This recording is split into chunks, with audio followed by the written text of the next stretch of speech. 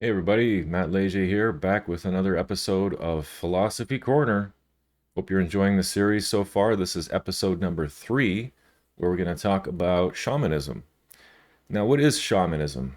This is something I've discovered in the last couple of years. I gravitated towards it almost instantly because it just spoke to me on a very, very deep level.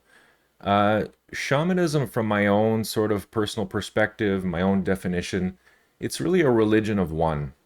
It's a religion it's one of the oldest, if not the oldest religions in the world. It dates back thousands and thousands of years. Shamanism originally comes from Siberia. It was a Siberian concept. It was basically a medicine man, right? Before there were doctors, there were medicine men and women. There's a number of different ways of calling these people, but a shamanism was essentially a doctor before doctors existed. Now, there's obviously a huge spiritual component to it, which medical doctors usually don't have, but it was a way of looking inward for the answers rather than trying to find the answers in the external world. And the shaman's job in the village, in the community, was very important. The shaman would sometimes do rituals or ceremonies to discover where the animals are. So when we were hunter gatherers, you know, if the whole village depended on you as a hunter to bring back meat to feed the village so that people don't starve, it was sometimes difficult to know, if you can imagine in Siberia where everything's just covered in white. It was difficult to sometimes know where are the reindeer herds. Are they this way, that way? If they go off in one direction for 2 days and then they find nothing, that's a huge hit to everybody in the community. So the shamans would often do ceremonies and rituals to evoke visions to know where are these reindeer herds right now, in what direction. And more often than not, the visions would show them in what direction that the hunters need to go. And lo and behold, they would come upon the reindeer herds or whatever animal that they were hunting. And as you can imagine, that knowledge, those visions were essential to their survival. Now, you might be asking yourself, especially if you're more on the scientific, rational level, and you don't believe in all this spiritual stuff and energy. Trust me, I understand that. I was an atheist for many years, so a lot of this, for me, is like coming home to my once spiritual nature. So I get it, and I still try to be as scientific and analytical as possible, but I don't think personally that science has all the answers. I think that someday we will be able to harmonize spirituality with science, and we'll discover that all of the things in the supernatural world are also part of the natural world and vice versa. So it's just a matter of time before we connect all the pieces. But for now, those are unfortunately kind of separate. But, they can be unified within yourself. And one of those ways to do that is through shamanism. Now, you're going to get, if you look into this, you're going to get a lot of different versions of shamanism because it is so personal, because it is a religion of one. You're going to have a lot of different versions of it.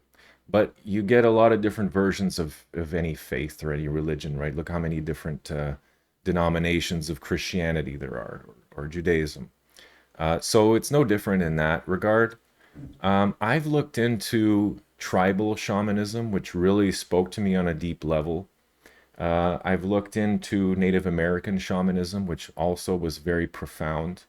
And more recently, I've been studying Celtic shamanism because I do have some roots there. My people were at one point Celtic, I believe, part Celtic and part uh, Norse. So that that also plays into my my own journeys. So one of the things that you do as a shaman, and I have to say that I don't like labels. Okay, so I don't really call myself a shaman. I am shaman-like, but I don't like to put labels on anything. I love Taoism. I wouldn't say that I'm a Taoist exactly. I am I'm a fan of the Tao. Just like I forget who said it, but it's like, don't try to be a Christian, right? Christianity is like the business of it all. It's the organization. It's not really, the religion is not the teaching, I guess. So they say, don't try to be Christian, be Christ-like. That makes sense to me. Don't be a Buddhist. Don't try to be a Buddhist. Be like Buddha. That makes so much more sense to me because it's less limiting that way, and it's also it also allows you to embody the teachings that much more, because when it's just a business, when it's just an organization, it takes on a very commercial approach. It's a very, law of the sea versus law of the land sort of thing. So regardless of the commercial side of it, religion, spirituality, faiths of the world, they have a lot to teach us. But if you are open to, how could I say, if you are open to be like Jesus versus labeling yourself as a Christian or as this or that or the other, right? If Christianity, for example, I'm picking on Christianity here a lot, but it's a good example. If Christianity involves the teachings of Christ, then why wouldn't you go directly to the source, right? Have a relationship with Jesus versus having a relationship with the commercial side of your religion, right? So it's not so much a prescribed series of things you need to do or steps you need to follow exactly. It's more like getting to know somebody new, right? When you meet somebody new in your life, you slowly get to know them over time, and in your relationship grows and blossoms, and the next thing you know, you trust each other, you can count on each other, you're there for each other. And I think that it's the same idea with religion. Get to know Jesus. If that's really if you believe yourself to actually be a Christian, you should be all about Jesus. I can't tell you how many people, I don't want to call anybody out, but it just really frustrates me how many people I know who consider themselves Christian, who do nothing to do with Christianity. They don't pray, they don't help their neighbors, they don't go to church, they don't read the Bible, they don't discuss passages from the Bible. It's like, what are you doing that is Christian exactly? I don't know. Mark Passio calls these people fake ass Christians, and I think you could say the same for any religion, right? It's that virtue signaling thing again. Oh, I'm this or I'm that. See, I wear it on my sleeve. Well, that means nothing to me. What are you doing in your life that's Christ-like? What are you doing in your life that's Buddha-like, right? That's what's important. So, but going back to shamanism, see, shamanism is not plagued by all those problems because it's a religion of one person. It's a religion of you. It's a religion of discovering yourself. I forget where I heard it recently, but basically, it's like I was saying, most religions in the world, I think it was Alan Watts actually was saying this, most religions in the world, it's a prescription. You listen to what the higher ups have to say. The priests are the authority figure, if you will. You take all your as a priest, right? If I was going into priesthood, I would take all my commands from not God, but from some other human that's higher up in the organization. See how commercial it becomes? Whereas a shaman, if a shaman wants to find enlightenment, what do? They go off into the woods by themselves and they let nature give them the answers, bring them the answers, right? They're not seeking answers in other people. They're not necessarily praying their problems away, which is not always a bad thing, but nature has a real knack for giving you answers that you don't even know you need. So there's another great quote that I think it's Sadhguru, who basically said, teach your kids what you can, and then let nature teach them the rest. So, and he's also one that believes that as a parent, our job ended at the donation of genetic material. So as soon as you conceived the child, as a parent, your job is done. Now that might seem counterintuitive to the teachings of the West when it comes to parenting, which is all screwed up if you ask me. But it makes so much sense because the kids will learn so much more from the world, from themselves, from just engaging with the material world, the spiritual world. They'll gain so much more of it from personal experience than they will from you. And we touched on that in the last video, right? You have to let your kids make mistakes. You have to let your kids fall down and get back up again on their own. If you're always there to pick them up again, what happens when you're not there? What happens when you die? What happens when you're too busy to help pick them up? They're not going to know how to do it on their own. And that's for the better part of the last 5, maybe 10 years. My drive as a father has been, how do I take myself out of the equation? And shamanism has been helping me with this big time. How do I remove myself from the equation? So for example, here I live on a small 5-acre farm.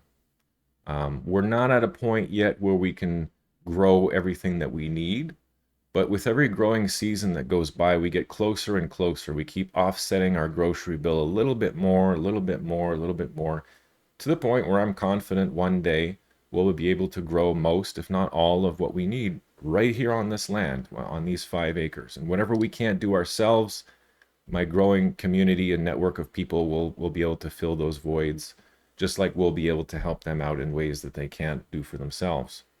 So, and it's a give and take. It's a partnership. That's what community is. Um, but what can I do now to allow my kids to function and keep this dream going without me? Because I'm not going to be here forever, right? My days are numbered, just like everybody's. And if I'm not thinking about that day in the future where I'm not going to be here anymore, no one else is going to think about that for me. So this is something that needs to be contemplated on a regular basis. And it's astonishing to me how many people, how few people think about their own death. And maybe it's a plague of Western society. I don't know what it is, but people just don't want to think about it. I get that it's uncomfortable.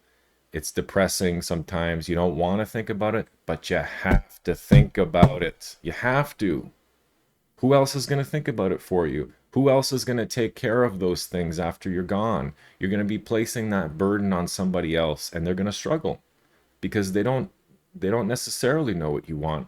Even if you have the perfect will and testament, you've thought of everything. Well, there's going to be some surprises there when you're gone, guaranteed. People are going to fight over something. They're going to be confused about what you put in the will, no matter how clear you try to write it. Some people are going to be disappointed. So why not address those things while you're alive, right? The other kind of similar topic here, and then I'll switch back to shamanism, is inheritance. This topic really bothers me a lot. It's one thing to leave behind a house and some money and stuff, but that money, those earnings were there for you. You earned those things. You worked so hard to create that nest egg and to grow those investments. Why would you not want to enjoy some of those? Yes, leave some behind for your kids and your grandkids and your family and your friends. Absolutely. But also enjoy some of it yourself. These are the fruits of your labor, after all. My grandfather was a prime example of someone who worked so hard in his life, physical labor, building houses, brick and mortar, literally busting his ass.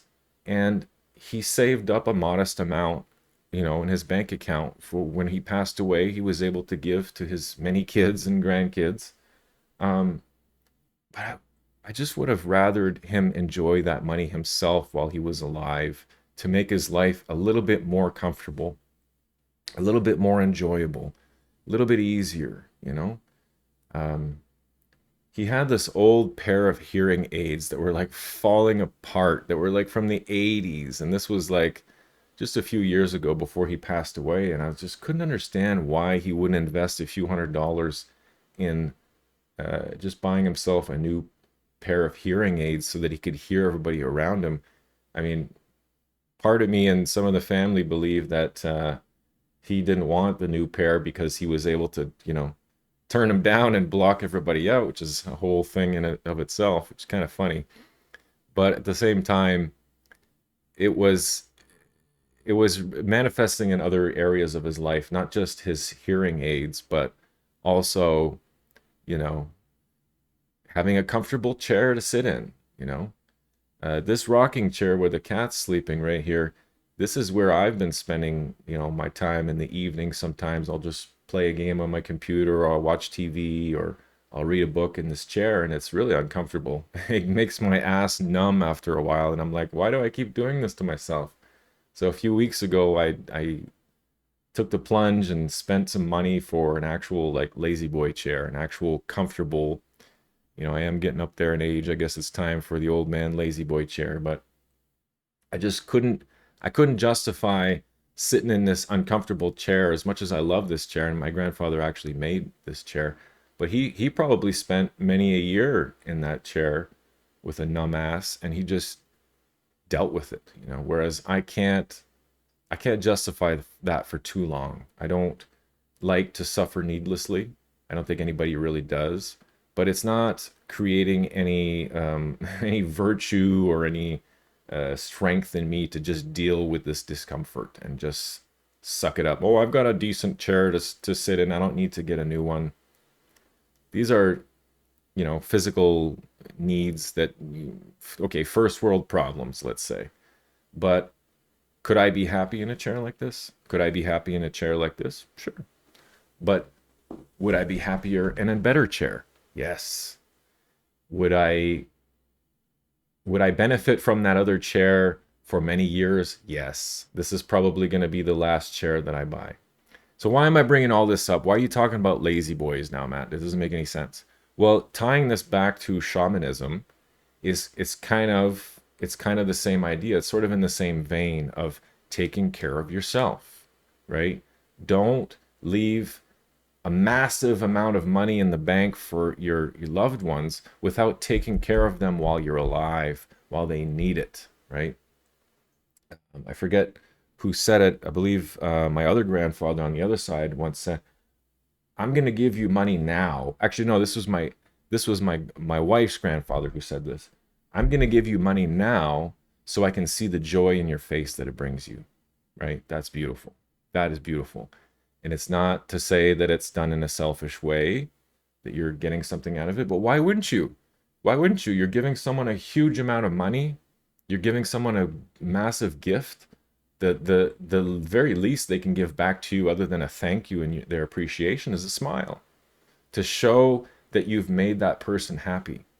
You can see it on their face. I mean, what more would you want, right? When you're dead, you're not going to see that smile. So it's something to think about.